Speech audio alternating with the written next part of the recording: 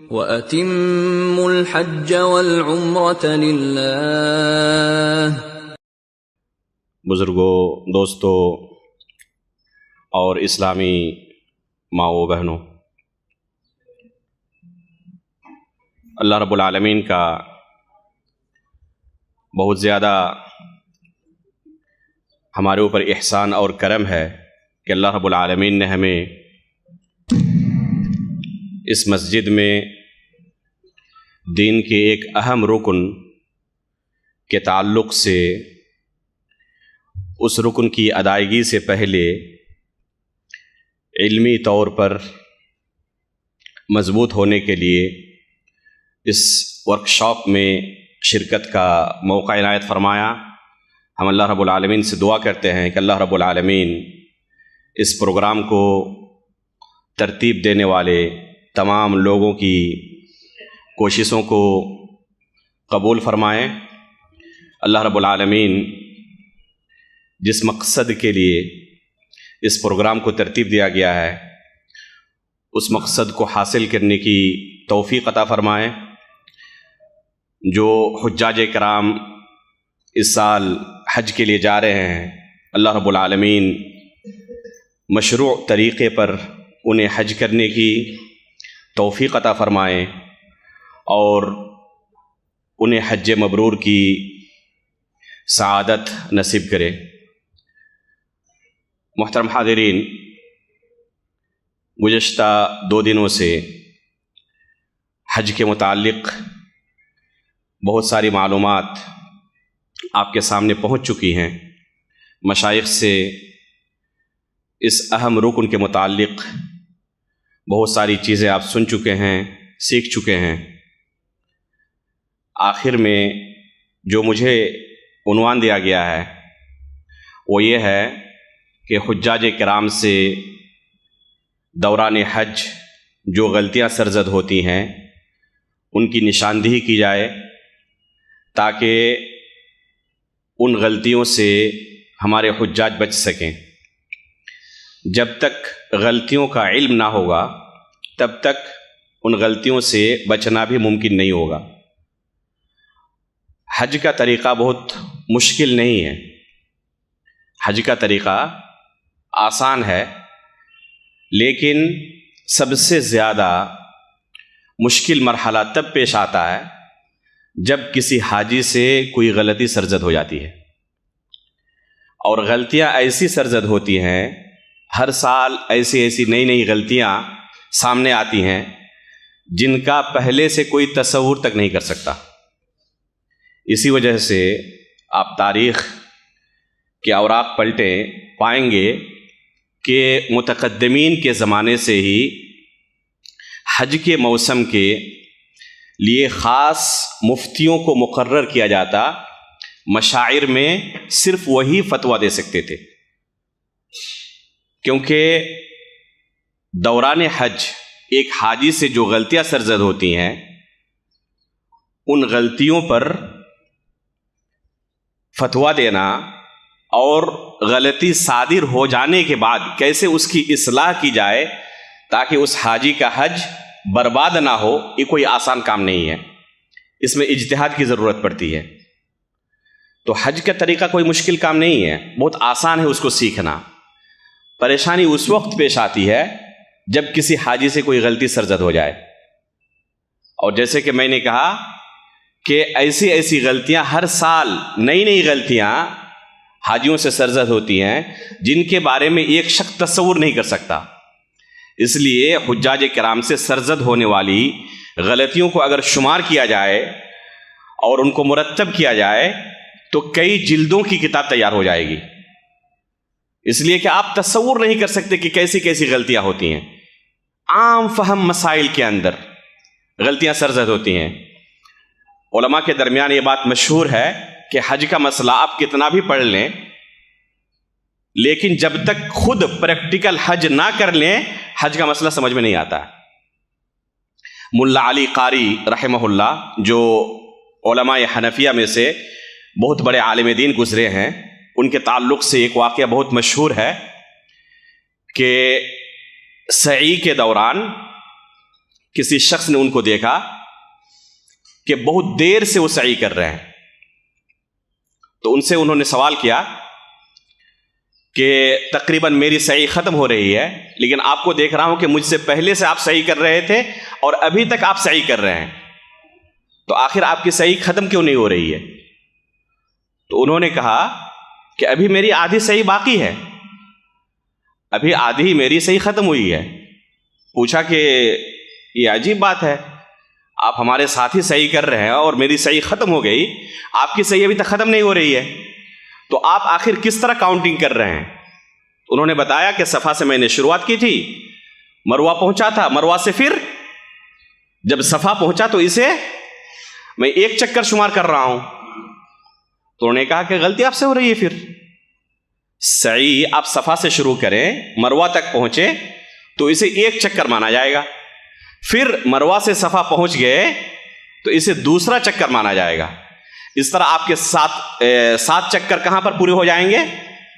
مروہ پر جا کر۔ بظاہر یہ 3.5 چکر ہیں، لیکن شرعی طور پر اسے 7 چکر شمار کیا گیا ہے۔ تو انہوں نے کہا کہ آپ نے یہ مسئلہ کہاں پڑھا؟ تو جس کتاب کا تذکرہ کیا یہ انہی کی کتاب تھی، جس کتاب کا انہوں نے تذکرہ کیا، جس کتاب سے انہوں نے یہ مسئلہ سیکھا تھا، یہ مولانا علی قاری رحمہ اللہ کی خود اپنی لکھی ہوئی کتاب تھی۔ انہوں نے خود اپنی کتاب میں اس مسئلے کو لکھا تھا، لیکن جب خود حج کرنے گئے اور عملی طور پر حج کرنا شروع کیا تو بھول گئے مسئلے کو۔ اس لیے کہا جاتا ہے کہ جب تک پریکٹیکل کوئی حج نہ کر لے، حج کے مسئلے کو صحیح طریقے سے وہ سمجھ نہیں پاتا۔ اس لیے پریکٹیکل حج کرنا بہت ضروری ہے حج کے مسئلے کو سمجھنے کے لیے۔ لیکن اکثر و بیشتر لوگوں کو آج کل کا جو نظام بن چکا ہے، زندگی میں تقریباً 1 ہی مرتبہ حج کرنے کا موقع ملتا ہے، 1 سے زیادہ مرتبہ وہ خاص حالات میں، وہ بھی بہت ساری کاغذات کو پر کرنے کے بعد، حج بدل کی صورت میں، یا کسی سے حج فوت ہو چکا ہو بیماری کی وجہ سے یا کسی غلطی کی وجہ سے، مثلا کوئی عرفہ ہی نہ پہنچ پائے تو اس کا حج باطل ہو گیا ہے، تو اسے دوبارہ حج کرنے کی ضرورت ہے، تو اس کے لیے بہت زیادہ بھاگ دوڑ کرنے کی ضرورت پڑتی ہے، اور پھر دوبارہ بعد خوش نصیبوں کو موقع ملتا ہے کہ دوبارہ پھر جا کر وہ حج کریں، لیکن عموماً ایسا ہو نہیں پاتا۔ 1 ہی مرتبہ حج کرنے کا آپ کو موقع ملے گا، اس لیے اچھی طرح حج کے مسائل سیکھ لیں۔ جیسے کہ رسول اللہ صلی اللہ علیہ وسلم نے کیا ارشاد فرمایا تھا؟ خذوا عنی مناسککم لعلی لا القاکم بعد عامی ھذا، کہ مجھ سے حج کے مسائل سیکھ لو، ہو سکتا ہے کہ اس سال کے بعد آئندہ حج میں تم سے میری ملاقات نہ ہو۔ اور ہوا بھی ایسا ہی، ذی الحجہ میں اللہ کے رسول نے حج کیا تھا اور ماہ ربیع الاول کے اندر آپ کی وفات ہو جاتی ہے، پھر اگلا موسم حج کا اللہ کے رسول کی زندگی میں نہیں آ پاتا۔ تو رسول اللہ صلی اللہ علیہ وسلم نے کئی بار حجۃ الوداع کے موقع پر صحابہ اکرام کو تلقین کی تھی، خذوا عنی مناسککم، کہ مجھ سے حج کے مسائل سیکھ لو۔ تو حج کے مسائل کو سیکھنا یہ اللہ کے رسول صلی اللہ علیہ وسلم کی تلقین ہے، اللہ کے رسول صلی اللہ علیہ وسلم کا حکم ہے۔ اس لیے ہر شخص کو چاہیے، خصوصاً ان لوگوں کو جو حج کرنے کے لیے جا رہے ہیں، کہ حج کے مسائل کو اچھی طرح سیکھ لیں۔ دنیا کا کوئی بھی کام بغیر اسے سیکھے ہوئے انجام دینا ممکن نہیں ہے۔ چھوٹا سے چھوٹا کام بھی، اگر کوئی ڈرائیونگ کرنا چاہتا ہو تو اسے بھی پہلے سیکھنے کی ضرورت ہے، کہاں پر بریک ہے، کہاں پر کلچ ہے، کہاں پر اسٹیئرنگ ہے، کہاں پر کیا کچھ ہے، اس کے بعد ہی وہ ڈرائیونگ کر سکتا ہے۔ تو دنیا کا چھوٹا سے چھوٹا کام جب بغیر سیکھے ہوئے، اس کے متعلق علم حاصل کے ہوئے کرنا ممکن نہیں ہے، تو ایک عظیم شرعی عمل کو کرنا ظاہر سی بات ہے کہ صحیح طریقے سے اس وقت تک ممکن نہیں ہوگا جب تک کہ اس کے تعلق سے صحیح معلومات حاصل نہ کی جائے، علم حاصل نہ کیا جائے۔ اللہ کے فضل و کرم سے یہ دورہ تدریبیہ یا علمی ورکشاپ منعقد یہاں پر کیا گیا۔ اللہ رب العالمین تمام لوگوں کی محنتوں کو، خصوصاً صوبائی جمعیت کے جو ذمہ داران ہیں، اللہ رب العالمین ان کی محنتوں کو قبول فرمائے اور ان کے میزان حسنات میں اسے شمار کرے۔ میرا جو موضوع تھا غلطیوں کی نشاندہی کرنا، تو ظاہر سی بات ہے کہ تمام غلطیوں کو اس مختصر وقت میں بیان کرنا ممکن نہیں ہے. میں نے تقریباً 30 سے زائد کچھ غلطیوں کی یہاں پر نشاندہی کی ہے، قلم بند کیا ہے. اختصار کے ساتھ میں کوشش کروں گا کہ زیادہ سے زیادہ اسی وقت میں آپ کے سامنے غلطیوں کی نشاندہی ہو جائے تاکہ آپ ان غلطیوں سے بچ سکیں.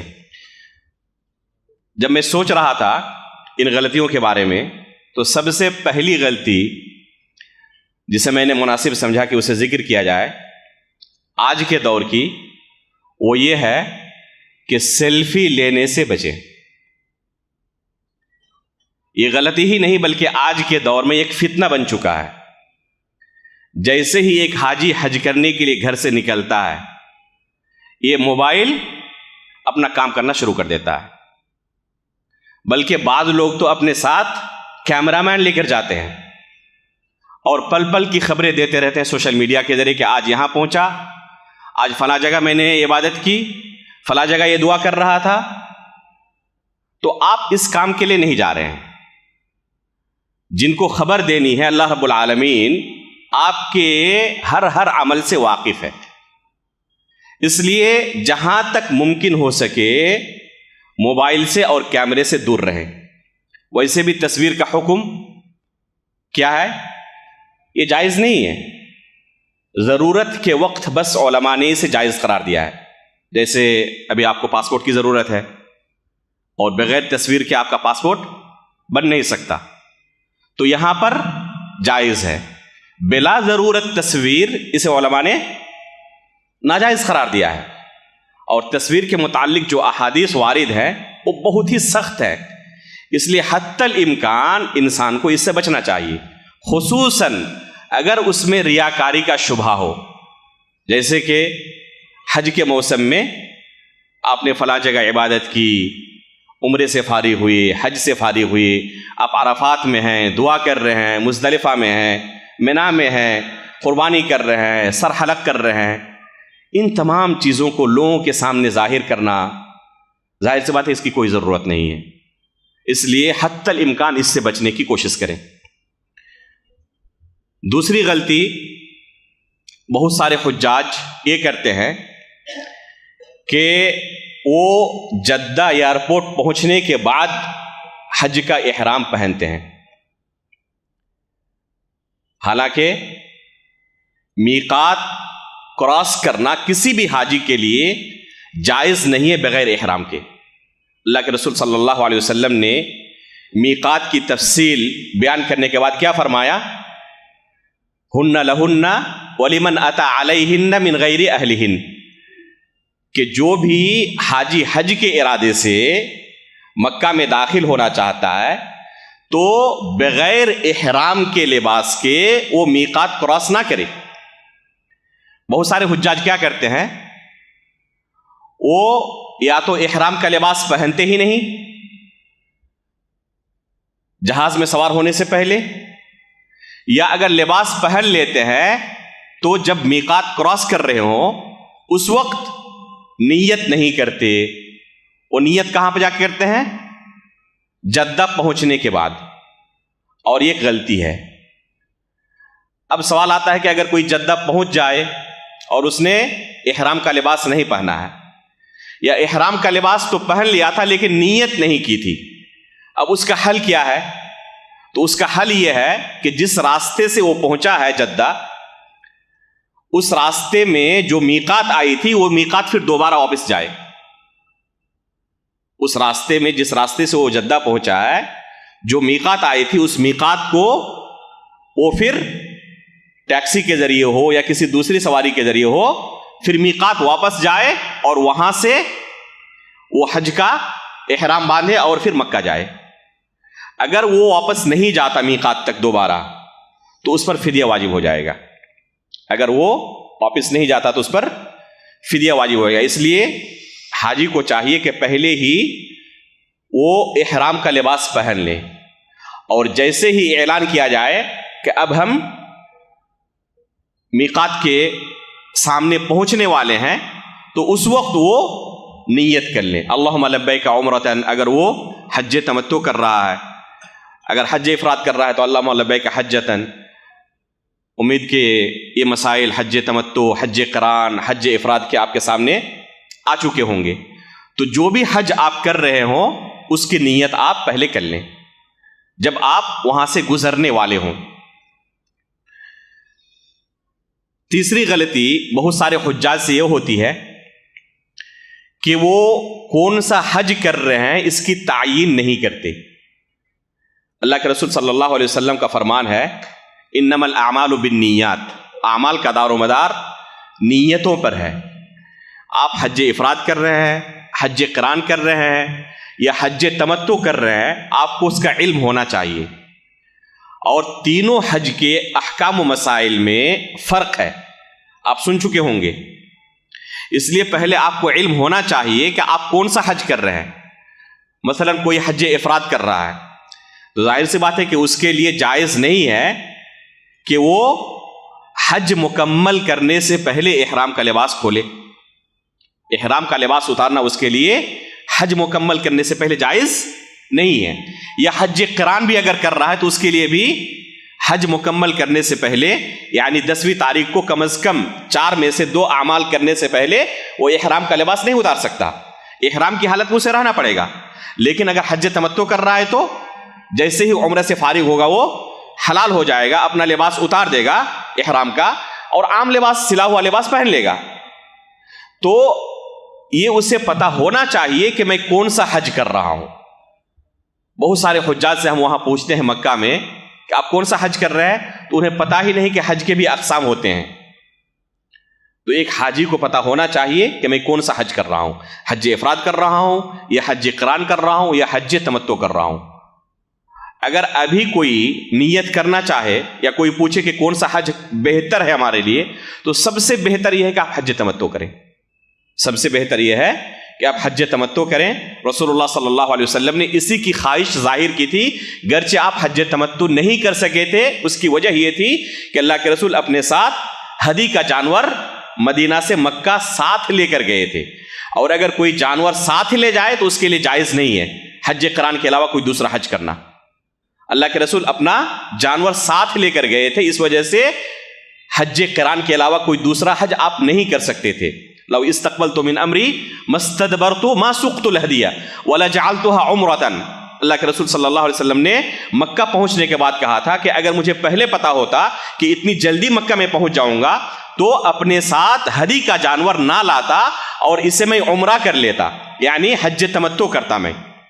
اور جو صحابہ اکرام اپنے ساتھ ہدی کا جانور نہیں لائے تھے، گرچہ انہوں نے نیت حج قران کی تھی، رسول اللہ صلی اللہ علیہ وسلم نے انہیں اپنی نیت فسخ کرنے کا حکم دیا تھا اور عمرہ کرنے کے بعد حلال ہونے کا حکم دیا تھا. تو یہ سب سے افضل ہے، سب سے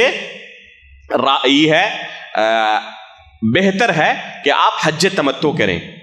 اس میں آپ عمرہ بھی کر لیتے ہیں، حج بھی کر لیتے ہیں، اور آپ کے لیے آسانی بھی کہ عمرہ کرنے کے بعد آپ حلال ہو جاتے ہیں، آپ سے احرام کی پابندیاں ہٹ جاتی ہیں. ورنہ حج کی قران کی حالت میں اگر رہیں آپ تو آپ کے اوپر حج احرام کی پابندیاں لاگو رہیں گی، اور یہ کوئی آسان کام نہیں ہے. جو لوگ احرام کی حالت میں رہے ہیں وہ اچھی طرح جانتے ہیں کہ احرام کی حالت میں رہنا کتنا مشکل ہوتا ہے. اللہ کے فضل و کرم سے آج ایک حاجی 1 دن یا 2 دن کے اندر مکہ مکرمہ پہنچ جاتا ہے اور آسانی سے عمرے سے فارغ ہونے کے بعد حلال ہو جاتا ہے. پرانے زمانے میں جو حجاج جاتے تھے کئی ہفتوں تک انہیں احرام کی حالت میں رہنا پڑتا تھا، اس لیے کہ آج کی طرح تیز رفتار سواریاں موجود نہیں تھیں، اور میقات سے خصوصاً اگر مدینے کے راستے سے کوئی جا رہا ہو تو 4 دن 5 دن یا 1 ہفتہ یا اس سے بھی زیادہ، اور حج قران کر رہا ہو تو اس سے بھی زیادہ اسے احرام کی حالت میں رہنا پڑتا تھا. چوتھی غلطی جو بہت سارے حجاج سے ہوتی ہے وہ یہ کہ طواف شروع کرتے وقت حجر اسود کے سامنے پہنچنے سے پہلے ہی احتیاط کے طور پر اللہ اکبر کہہ کر طواف شروع کر دیتے ہیں. یہ طریقہ صحیح نہیں ہے. آپ پہلے حجر اسود کے سامنے پہنچ جائیں اور وہاں پر گرین لائٹیں لگی ہوئی ہیں، تو آپ ادھر بھی دیکھ سکتے ہیں اور حجر اسود کو بھی دیکھ سکتے ہیں. اچھی طرح آپ مطمئن ہو جائیں کہ بالکل حجر اسود کے سامنے آپ پہنچ چکے ہیں, ایک گرین لائٹ کو بھی دیکھ کر اور حجر اسود جو آپ کے سامنے دکھائی دے رہا ہے. جب آپ مطمئن ہو جائیں کہ بالکل سامنے پہنچ چکے ہیں, اس وقت اپنے طواف کی شروعات کریں, اس وقت نیت کریں اور اللہ اکبر کہہ کر آپ طواف کی شروعات کریں. اس سے پہلے ہی رکن یمانی اور حجر اسود کے درمیان ہی طواف کی نیت کر لینا اور شروعات کر دینا یہ صحیح نہیں ہے. شیخ ابن عثیمین رحمہ اللہ اپنے ایک درس میں فرماتے ہیں کہ اس سے پہلے ہی طواف کی نیت کر لینا اور شروع کر دینا چکر کو ویسے ہی ہے جیسے رمضان کا مہینہ داخل ہونے سے 1 دن 2 دن پہلے ہی کوئی رمضان کا روزہ رکھنا شروع کر دے. جیسے یہ جائز نہیں ہے اسی طرح وہ بھی جائز نہیں ہے. اسی طرح ایک غلطی یہ ہوتی ہے, بلکہ بہت سارے لوگوں کو میں نے دیکھا, یہ عموماً اہل حدیثوں کے درمیان یہ غلطی نہیں ہوتی, لیکن بر صغیر کے جو دوسرے بھائی ہمارے جاتے ہیں حج کرنے کے لیے, ان کے درمیان یہ چیز عام میں نے دیکھی. وہ کیا ہے, دوران طواف خانہ کعبہ کی طرف نہیں دیکھتے, بلکہ کئی لوگوں نے مجھے ٹوکا بھی. تو خانہ کعبہ کی طرف دیکھنے میں کوئی حرج نہیں ہے. دوران طواف اگر کوئی خانہ کعبہ کی طرف دیکھے تو اس میں کوئی حرج نہیں ہے, یہ جائز ہے. بہت سارے لوگوں سے ایک غلطی یہ ہوتی ہے طواف کے دوران کہ خانہ کعبہ کے مختلف حصوں سے تبرک حاصل کرنے کی کوشش کرتے ہیں, چھونے کی کوشش کرتے ہیں, تبرک حاصل کرنے کی, چھو کر اپنے جسم پر ملتے ہیں, خصوصاً مقام ابراہیم کو. آپ جائیں گے تو دیکھیں گے, بلکہ آپ نے شاید دیکھ بھی چکا ہوگا یوٹیوب وغیرہ میں, کہ بالکل ملتزم کے سامنے مقام ابراہیم, جہاں پر ابراہیم علیہ الصلوۃ والسلام کے تعلق سے قرآن میں اللہ رب العالمین نے بیان کیا ہے وَاتَّخِذُوا مِن مَّقَامِ إِبْرَاهِيمَ مُصَلَّى, اور جہاں پر طواف کی 2 رکعتوں کو پڑھنا مستحب ہے, افضل ہے. تو وہاں پر جو پیر کے نشان بنے ہوئے ہیں, بہت سارے لوگ وہاں پر جا کر اسے چھونے کی کوشش کرتے ہیں, اور اس وجہ سے وہاں پر کافی بھیڑ بھی لگ جاتی ہے. اس کی کوئی فضیلت نہیں ہے, بلکہ ڈر ہے کہ کہیں یہ بدعت میں داخل نہ ہو جائے. نہ مقام ابراہیم کو چھونا اور اس سے تبرک حاصل کرنا, اور نہ خانہ کعبہ کے کسی حصے سے تبرک حاصل کرنا جائز ہے, چھونا اسے جائز ہے سوائے 2 جگہوں کے. ایک حجر اسود کی تقبیل جائز ہے, اسے بوسہ دینا جائز ہے, بلکہ یہ مشروع عمل ہے, مسنون عمل ہے. اور دوسرا رکن یمانی کو چھونا جائز ہے. حالانکہ حجر اسود کو بھی بوسہ دینے کا اگر کسی کو موقع ملے تو اسے صرف بوسہ دینا عبادت ہے, اسے چھو کر جسم پر ملنا اور اس طرح تبرک حاصل کرنے کی کوشش کرنا یہ بھی جائز نہیں ہے. اس سے تبرک حاصل کرنے کا طریقہ جو شرعی طریقہ ہے وہ یہ ہے کہ اسے صرف بوسہ دیا جائے, اسے چھونا اور اپنے جسم پر ملنا یہ شرعی طریقہ نہیں ہے. رسول اللہ صلی اللہ علیہ وسلم یا آپ کے صحابہ اکرام سے یا سلف صالحین سے ایسا کوئی طریقہ منقول نہیں ہے, ثابت نہیں ہے. ایک غلطی بہت سارے حجاج سے یہ ہوتی ہے کہ طواف کے دوران ہر چکر کی الگ الگ دعائیں ان کے درمیان مشہور ہیں, بلکہ بعض کتابوں میں بھی یہ دعائیں ملتی ہیں, اور ہو سکتا ہے کہ آپ کو بھی ایسی کتابیں ملیں, حج کمیٹی کی طرف سے ایسی کتابیں آپ کو دی جائیں جن میں ہر چکر کی الگ الگ دعائیں لکھی ہوتی ہیں. یہ دعائیں رسول اللہ صلی اللہ علیہ وسلم یا سلف صالحین سے ثابت نہیں ہیں, بلکہ علماء نے ان دعاؤں کے بارے میں یہ کہا ہے کہ بدعت ہیں, اس لیے کہ خود ساختہ ہیں اور ایک خاص وقت کے ساتھ اور خاص جگہ کے ساتھ مقید کر کے انہیں پڑھا جاتا ہے. اس وجہ سے جائز نہیں ہے. جہاں تک دعا کی بات ہے تو بکثرت دعائیں کرنی چاہیے, لیکن کوئی خاص دعا وارد نہیں ہے سوائے رکن یمانی اور حجر اسود کے درمیان. بس یہاں پر ایک دعا ثابت ہے, ربنا آتنا فی الدنیا حسنہ وفی الآخرۃ حسنہ وقنا عذاب النار, بس یہ دعا ثابت ہے. اس دعا کو بھی پڑھتے وقت وہاں پر بھی بہت سارے لوگ کیا کرتے ہیں، اس کے آگے اور بہت کچھ بڑھاتے ہیں. صرف یہیں تک ثابت ہے، اس کے آگے وہ ادخلنا مع الابرار اور بہت سارے لوگ اسی وزن پر بہت ساری لمبی دعائیں پڑھتے ہیں. یہ ثابت نہیں ہے، یہ خود ساختہ ہے. بلکہ بہت سارے مشائخ یہ کہتے ہیں کہ یہ بر صغیر سے تیار کردہ دعائیں ہیں، یہیں کے لوگ ان دعاؤں کو جانتے ہیں، بس پوری دنیا کے لوگ ان دعاؤں سے واقف نہیں ہیں. اس لیے اگر کسی کتاب میں بھی آپ کو یہ دعائیں ملیں تو ان دعاؤں کو نہ پڑھیں. جو بھی دعا آپ کو یاد ہو پڑھ سکتے ہیں، اپنی زبان میں بھی آپ دعا کرنا چاہیں کر سکتے ہیں، کوئی حرج نہیں ہے. البتہ اگر کسی کتاب سے آپ نے دعائیں یاد کی ہے تو اتنا جان لینا ضروری ہے کہ وہ اس جگہ کے لیے مناسب دعا ہے یا آپ کی ذات کے لیے مناسب دعا ہے. ایسا نہیں کہ کتاب و سنت کے اندر اگر کوئی دعا وارد ہے تو وہ دعا آپ کے لیے مناسب بھی ہو. مثلا آج رات کو ہی شیخ عبد الکریم الخضیر حفظہ اللہ کی ایک پوسٹ پڑھ رہا تھا. شیخ نے اس میں لکھا ہے کہ طواف کے دوران ایک شخص کو یہ دعا پڑھتے ہوئے سنا گیا، رب ہب لی ملکن لا ينبغی لأحد من بعدی، کہ اللہ مجھے ایسی بادشاہت عطا کر میرے بعد کسی کے لیے وہ بادشاہت مناسب نہ ہو. یہ سلیمان علیہ الصلوۃ والسلام کی دعا ہے. کیا کسی انسان کے لیے مناسب ہے کہ ایسی دعا کرے؟ اسی طرح ایک شخص نے جو مرد تھا وہ کیا دعا کر رہا ہے کہ اللہ میرے پیٹ میں جو بچہ ہے میں تجھے تیرے راستے میں اسے وقف کرتا ہوں. ظاہر سی بات ہے کہ مرد کے پیٹ میں بچہ کہاں سے ہوگا؟ اب اسے وہ دعا قرآن کے اندر ملی جو مریم علیہ الصلوۃ والسلام کی اماں نے نظر مانی تھی، دعا کی تھی اللہ رب العالمین سے. تو ظاہر سی بات ہے کہ یہ کسی انسان کے لیے مناسب نہیں ہے. اسی طرح اپنے ایک شیخ سے ہم نے سنا تھا کہ ایک شخص خانہ کعبہ کا طواف کر رہا ہے اور وہ دعائیں پڑھتے ہوئے کیا کر اللہم انی اعوذ بک من الخبث والخبائث. یہ حمام میں داخل ہونے کی دعا ہے. ظاہر سی بات ہے کہ مطاف میں طواف کے دوران اس دعا کا پڑھنا مناسب نہیں ہے. تو شیخ نے اسے تنبیہ کی کہ یہ دعا یہاں پر مناسب نہیں ہے. تو اس شخص کا جواب تھا کہ تمام دعائیں بہتر ہیں، کوئی حرج نہیں، دعا تو ہے نا. تو ظاہر سی بات ہے کہ دعا تو ہے لیکن وہ یہاں کے لیے نہیں ہے. تو آپ کون سی دعا کر رہے ہیں آپ کو اس کا علم ہونا چاہیے کہ اس جگہ کے لیے وہ مناسب ہے یا نہیں ہے، اور آپ کی ذات کے لیے وہ مناسب ہے یا نہیں ہے. اپنی زبان میں بھی آپ دعا کر سکتے ہیں، کوئی بھی دعا جو آپ کی ذات کے لیے مناسب ہو.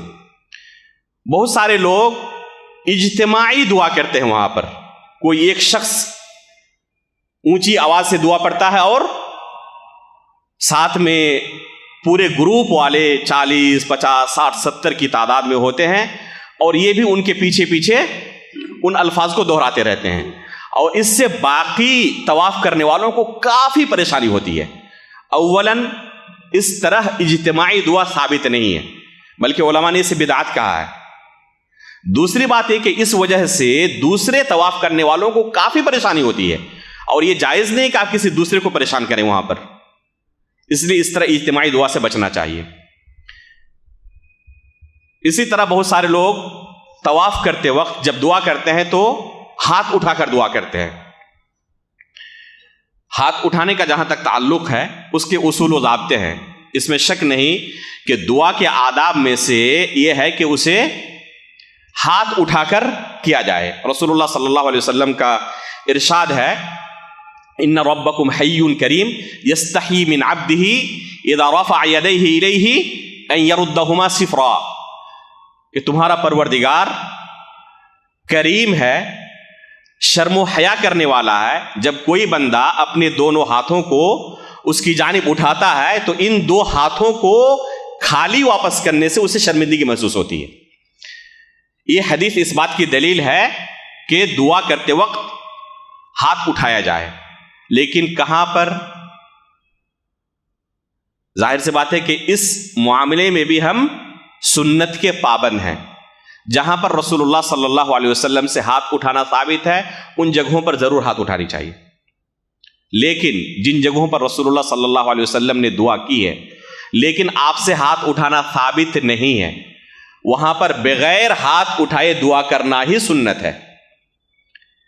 عام دعائیں ہاتھ اٹھا کر کریں، لیکن کوئی بھی دعا اگر وقت کے ساتھ یا جگہ کے ساتھ مقید ہے اور سنت سے ہاتھ اٹھا کر وہ دعا کرنا ثابت نہیں ہے تو اسے ہاتھ اٹھا کر کرنا جائز نہیں ہے۔ مثلا فرض نمازوں کے بعد یہ وقت کے ساتھ مقید عبادت ہے، آپ وقت کے ساتھ مقید کر کے اس دعا کو کر رہے ہیں، یا جگہ کے ساتھ مقید ہو، مثلا مسجد میں داخل ہوں گے یا حمام میں داخل ہوں گے، اس وقت آپ دعا جو کر رہے ہیں تو اسے ہاتھ اٹھا کر کریں گے بغیر ہاتھ اٹھائے؟ اللہ کے رسول سے ثابت نہیں ہے ہاتھ اٹھا کر دعا کرنا، تو یہاں پر اگر کوئی ہاتھ اٹھائے دعا کرے تو اسے کیا کہا جائے گا؟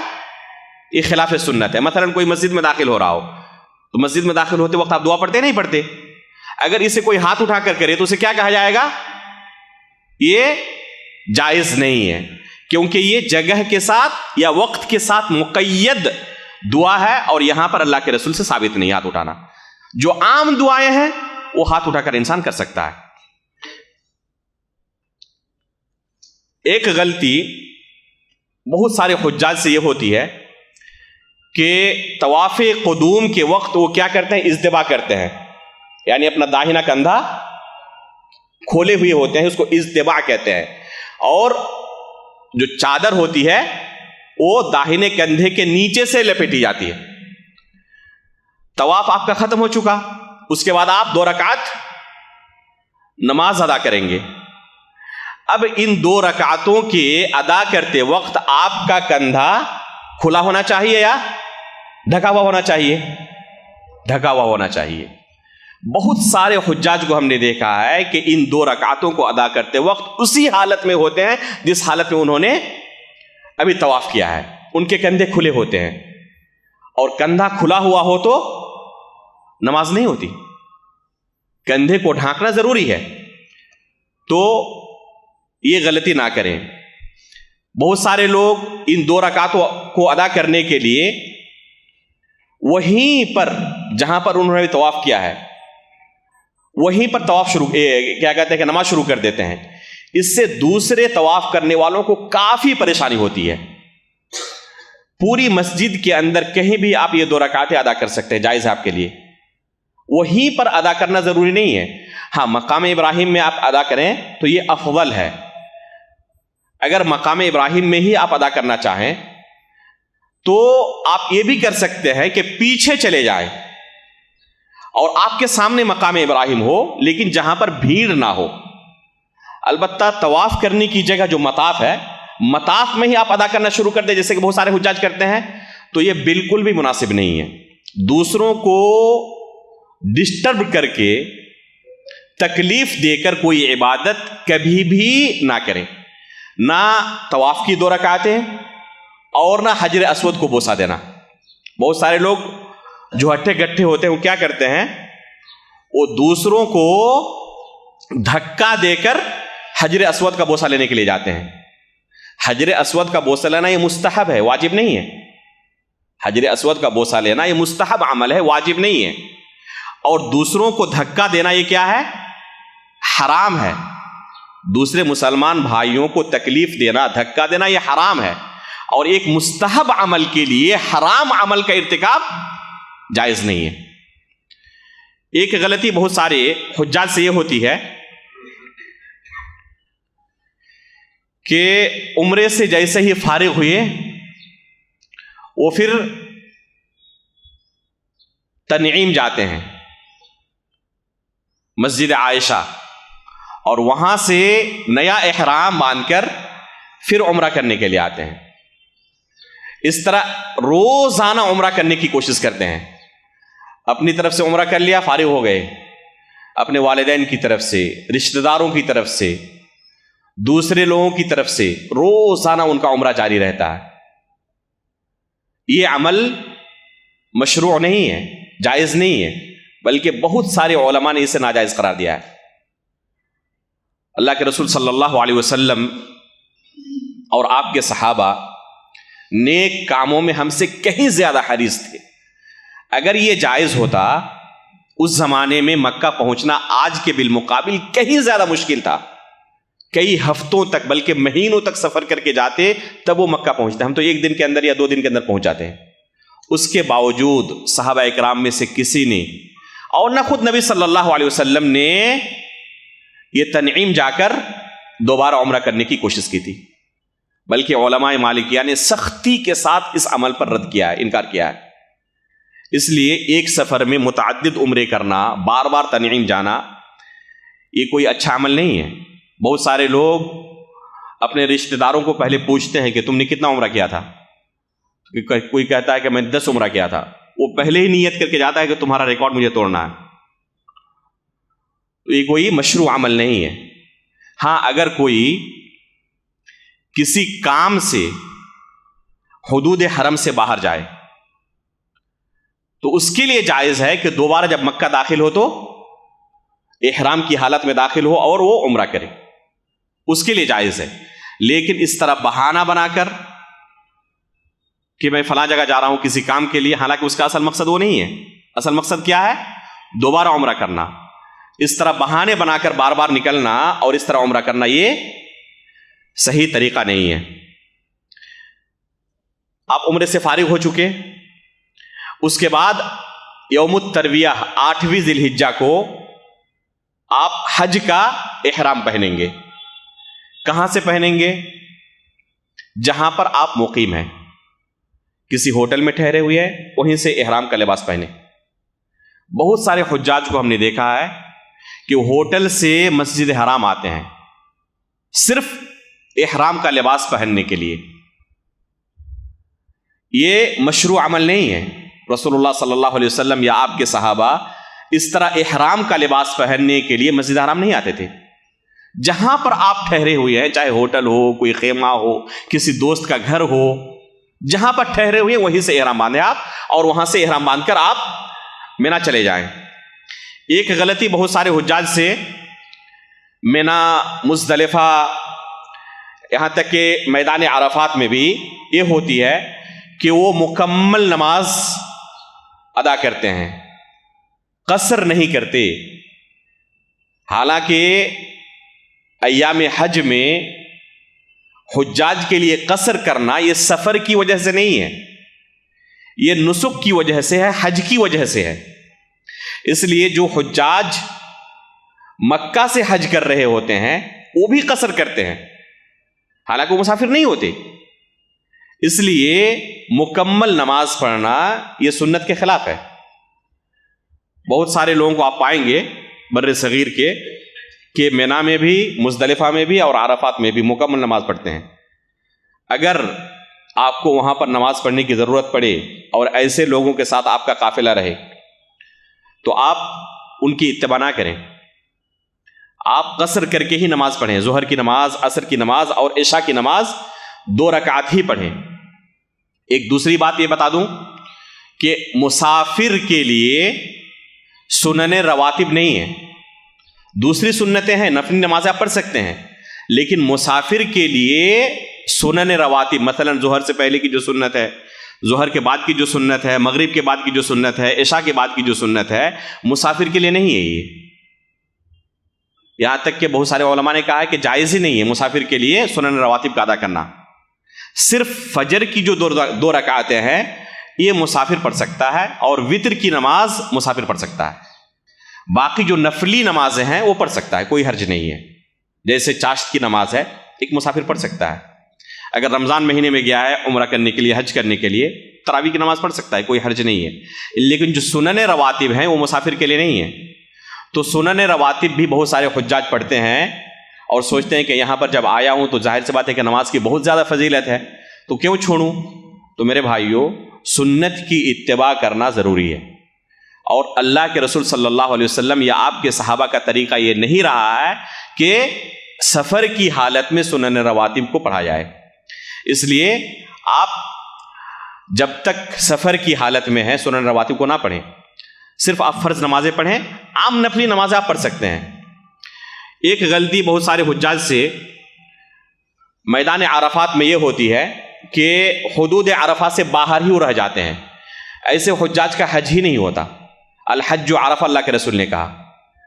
اس لیے جہاں پر آپ وقوف کر رہے ہیں اچھی طرح کنفرم کر لیں کہ یہ جگہ میدان عرفات کے اندر، حدود عرفات کے اندر داخل ہے یا نہیں ہے۔ اگر داخل نہیں ہے تو حدود عرفات کے اندر ضرور جائیں، اس کے بغیر آپ کا حج نہیں ہوگا۔ اگر 1 سیکنڈ کے لیے بھی آپ میدان عرفات میں پہنچ جاتے تو آپ کا حج صحیح ہے۔ البتہ سنت طریقہ یہ ہے کہ مغرب کی اذان سے پہلے، سورج غروب ہونے سے پہلے میدان عرفات سے باہر نہ جائیں۔ سورج غروب ہونے کے بعد ہی میدان عرفات آپ چھوڑیں، لیکن وہاں مغرب کی نماز نہ پڑھیں۔ مغرب کی نماز آپ کہاں پڑھیں گے؟ مزدلفہ میں آ کر۔ ایک غلطی رمی جمار کے وقت، جمرات میں کنکری مارتے وقت بہت سارے حجاج سے یہ ہوتی ہے کہ وہ اسے شیطان کو کنکری مارنا سمجھتے ہیں، بلکہ بہت سارے لوگ اسے بڑا شیطان اور چھوٹا شیطان اور اسی طرح مڈل شیطان اس طرح کہتے ہیں۔ بہت سارے لوگوں کا عقیدہ یہ ہوتا ہے کہ شیطان یہاں پر موجود ہے، ہم شیطان کو ہی کنکری مار رہے ہیں۔ میرے بھائیوں، شیطان وہاں پر آپ کے لیے بیٹھا ہوا نہیں ہے کہ ہمیں یہاں پر لوگ آ کے کنکری ماریں گے۔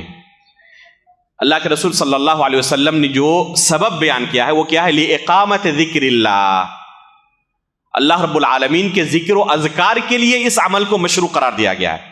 آپ سنت کی اتباع میں، رسول اللہ صلی اللہ علیہ وسلم کی اتباع میں یہ عمل کر رہے ہیں، بس یہ ایک عبادت ہے، اس عبادت کو آپ انجام دے رہے ہیں، اب شیطان کو کنکری نہیں مار رہے ہیں۔ اس لیے بہت سارے لوگ کیا کرتے ہیں؟ جوتے چپل سے بھی مارنے کی کوشش کرتے ہیں، بہت سارے لوگ گالی دیتے ہیں، یہاں تک کہ بہت سارے لوگ ویڈیو بناتے ہیں اور بہت سارے وہیں پر آپ دیکھیں گے کہ بہت سارے لوگ ہنس رہے ہوتے ہیں۔ ایسا محسوس ہوتا ہے کہ کوئی مزہ لوٹنے کی جگہ ہے، کوئی تفریح کی جگہ ہے۔ نعوذ باللہ من ذالک، وہ عبادت کی جگہ ہے۔ اس لیے وہ عبادت کی جگہ ہے تو عبادت ہی کریں وہاں پر آپ۔ اسی طرح بہت سارے لوگ کیا کرتے ہیں؟ ایک غلطی بہت زیادہ ہوتی ہے، دور سے ہی کنکری مارنے کی کوشش کرتے ہیں، وہ وہاں تک کنکری پہنچتے ہی نہیں جہاں پر کنکری پہنچنی چاہیے، وہ اپنے ہی کسی بھائی کو مار رہے ہوتے ہیں۔ حالانکہ یہ اگر چاہیں تو آسانی کے ساتھ وہاں پر پہنچ سکتے ہیں، کوئی پریشانی نہیں ہوتی، بلکہ یہ لوگ جو دور سے مارتے ہیں ان کو زیادہ پریشانی ہوتی ہے۔ بوڑھے لوگوں کو بھی ہم نے اپنے ہاتھوں سے وہاں تک پہنچایا ہے کہ آسانی کے ساتھ ایک دم نزدیک جا کر وہ کنکری مار سکتے ہیں۔ اس لیے دور سے کنکری نہ ماریں، اگر دور سے مار بھی رہے ہیں تو اچھی طرح کنفرم ہو لے کہ کنکری آپ کی پہنچی ہے، اگر نہیں پہنچی ہے تو وہ شمار نہیں کی جائے گی، آپ کے ساتھ کنکری پوری نہیں ہوئی۔ ایک غلطی بہت سارے حجاج سے یہ ہوتی ہے کہ بھیڑ کی وجہ سے جسم میں طاقت ہونے کے باوجود اپنے کسی دوسرے مسلمان بھائی کو وکیل بنا دیتے ہیں کہ میری طرف سے کنکری مار دینا، حالانکہ وہ پہنچ سکتے ہیں، کوئی پریشانی نہیں ہے، لیکن بعض علماء سے انہوں نے مسئلہ سنا ہوا ہے کہ یہاں پر توکیل جائز ہے، کسی دوسرے کو وکیل بنانا جائز ہے، اس لیے کیا کرتے ہیں؟ دوسرے کو مکلف کر دیتے ہیں کہ میری طرف سے کنکری مار دینا۔ یہ جائز ہے ان لوگوں کے لیے جن کے لیے وہاں پہنچنا مشکل ہے، لیکن اگر کوئی خود پہنچ سکتا ہے تو اس کے لیے جائز نہیں کہ کسی دوسرے کو وکیل بنائے ہو۔ اسی طرح ایک غلطی بہت سارے حجاج سے یہ ہوتی ہے کہ حج سے فارغ ہونے کے بعد یا حج سے پہلے بھی، عمرے سے فارغ ہونے کے بعد وہ جب نفلی طواف کرتے ہیں تو نفلی طواف کے ساتھ ساتھ سعی بھی کرتے ہیں۔ یہ مسئلہ اچھی طرح سمجھ لیں کہ نفلی طواف یہ مشروع ہے۔ آپ عمرے سے فارغ ہو گئے، اب آپ کے لیے جائز ہے کہ جب چاہیں آپ وہاں پر جا کر طواف کریں، طواف کے بعد 2 رکعت آپ پڑھیں، آپ کا یہ نفلی طواف ختم ہو گیا۔ اس کے بعد سعی کرنا یہ مشروع نہیں ہے۔ سعی صرف عمرے کے اندر یا حج کے اندر اس کا ایک جز ہے، بس مستقل طور پر اس عبادت کو انجام دینا جائز نہیں ہے۔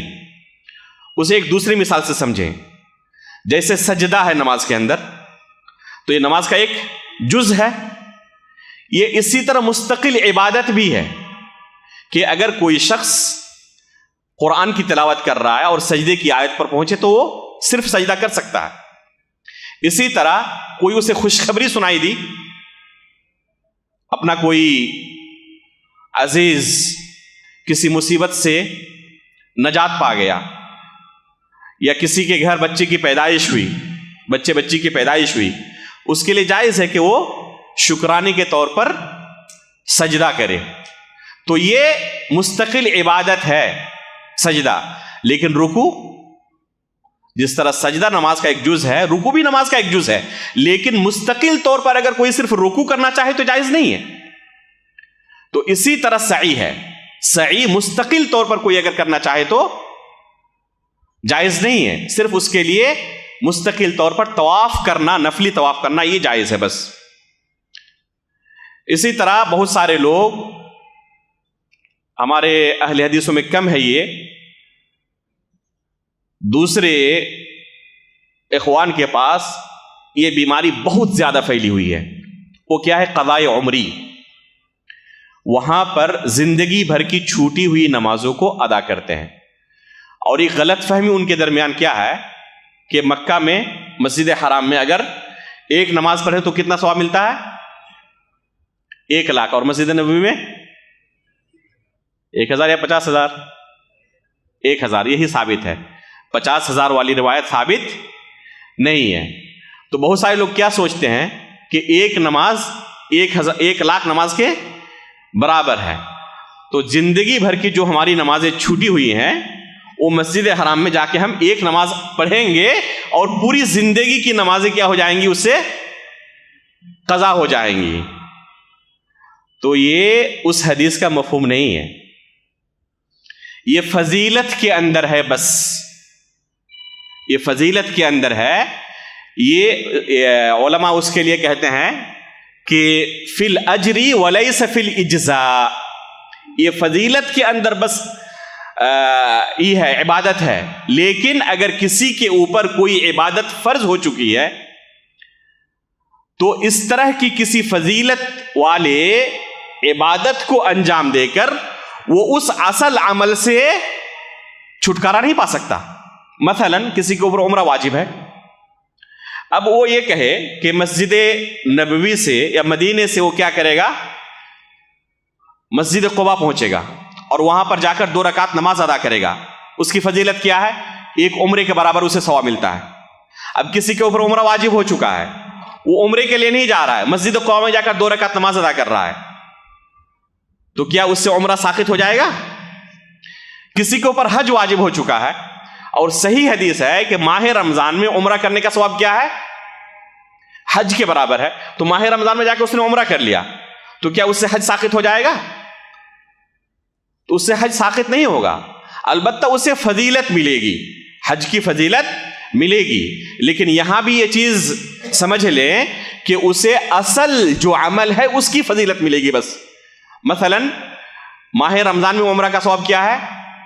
ایک حج کے برابر اسے نیکی ملتی ہے۔ اب اگر کوئی شخص حج کرنے کے لیے جا رہا ہے، جیسے آپ لوگ جا رہے ہیں، تو کسی نے حج کیا جا کر مکہ میں حقیقی حج، اور ایک دوسرا شخص جس نے صرف ماہ رمضان میں عمرہ کیا ہے، تو کیا دونوں کا ثواب برابر ہے؟ دونوں کی نیکی برابر ہے؟ دونوں کی نیکی برابر نہیں ہے۔ کس طور پر؟ شیخ الاسلام ابن تیمیہ رحمہ اللہ اور بھی دوسرے علماء نے اس اصول کو سمجھایا ہے۔ رسول اللہ صلی اللہ علیہ وسلم کی حدیث ہے کہ جب بندہ کوئی عمل کرتا ہے تو اللہ رب العالمین اس عمل کے بدلے اسے 10 گنا ثواب عطا کرتا ہے۔ یہاں تک کہ بعض اللہ کے ایسے بندے بھی ہوتے ہیں، خلوص للہیت کی وجہ سے اللہ رب العالمین ان کے اس عمل کا گریڈ بڑھا کر 700 گنا تک اسے اجر عطا کرتا ہے، اور کچھ ایسے بھی بندے ہوتے ہیں جن کو اسی عمل کی بنا پر 700 گنا سے زیادہ بھی ثواب دیا جاتا ہے۔ تو یہ ہے اصل عمل کرنے والے کا ثواب۔ مثلا کوئی حج کرنے جا رہا ہے تو اللہ رب العالمین اپنے خاص فضل و کرم سے اسے 10 گنا زیادہ نیکی عطا کر سکتا ہے، 700 گنا یا اس سے بھی زیادہ عطا کر سکتا ہے۔ وہ اس کے اخلاص اور للہیت کے اوپر ہے کہ کس طریقے سے اس نے عبادت انجام دی۔ اب اگر کوئی دوسرا شخص ماہ رمضان میں عمرہ کر رہا ہے تو اسے حج کی ایک نیکی ملے گی. یہ جو گریڈ بڑھنے کا معاملہ ہے اس کے ساتھ نہیں ہے. تو اس طرح فضیلت کی بہت ساری حدیثیں وارد ہیں. جیسے سورہ اخلاص 3 مرتبہ پڑھے کوئی تو یہ قرآن کے برابر ہو گیا, تو اصل عمل کے اندر وہ شریک ہو جائے گا. لیکن جس نے پورا قرآن سورہ فاتحہ سے سورہ ناس تک پڑھا ہے اسے 10 گنا سے زیادہ 700 گنا تک نیکی مل سکتی ہے. یہ سورہ اخلاص کو 3 مرتبہ پڑھنے والے کے لیے یہ فضیلت نہیں ہے. تو یہ اجر کے اندر ہے جو اصل عبادت آپ کے اوپر فرض ہو چکی ہے اس سے چھٹکارا پانے کے لیے نہیں ہے. جہاں تک مدینے کے اندر جو غلطیاں سرزد ہوتی ہیں تو آپ دکتور جاوید سے کافی سن چکے ہیں اس بارے میں. جیسے کہ قبر رسول کے پاس استغفار کرنا, بہت سارے لوگ قبر رسول کے پاس جاتے ہیں اور وہاں جا کر استغفار کرتے ہیں اور ایک آیت سے بھی استدلال کرتے ہیں. اس کے بارے میں نے تفصیل کے ساتھ لکھا ہے, تقریباً 40-50 صفحے کی وہ کتاب بن جائے گی. ابھی تک اسے نشر نہیں کیا, البتہ اس کا تقریباً خلاصہ فری لانسر کے اندر ایک مضمون ہے میرا, قبر رسول کے پاس استغفار کی شرعی حیثیت. اس کو پڑھ لیں انشاءاللہ. اس کے اندر جتنے شبہات لوگوں کی طرف سے پیش کیے جاتے ہیں تمام شبہات کا جواب آپ کو مل جائے گا. تو قبر رسول کے پاس استغفار جائز نہیں ہے. آپ کہیں سے بھی اللہ رب العالمین سے اپنے گناہوں کی بخشش طلب کر سکتے ہیں. قبر رسول کی تخصیص یہ شریعت کے اندر وارد نہیں ہے. اسی طرح بار بار جا کر سلام پیش کرنا ہر نماز میں, بلکہ ایک ہی دن میں کئی مرتبہ جا کر, یہ سلف صالحین کا طریقہ نہیں رہا. بہت سارے لوگ کیا کرتے ہیں, 8 دن کا موقع ملا ہے تو 40 مرتبہ 50 مرتبہ 100 مرتبہ جا کے سلام پیش کرنا ہے. یہ سلف صالحین کا طریقہ نہیں رہا تھا. اسی طرح کچھ لوگ 40 نماز کی قید لگاتے ہیں کہ 40 نماز پوری ہی کرنی ہے. یہاں تک کہ کچھ لوگ بغیر وضو کے جا کے نماز میں شریک ہو جاتے ہیں کہ کہیں وضو کرنے گئے تو ایک نماز کم ہو جائے گی. یہ جائز نہیں ہے. آپ کو جتنی نمازوں کا وقت مل جائے آپ پڑھ لیں. تو یہ کچھ اہم غلطیاں تھیں.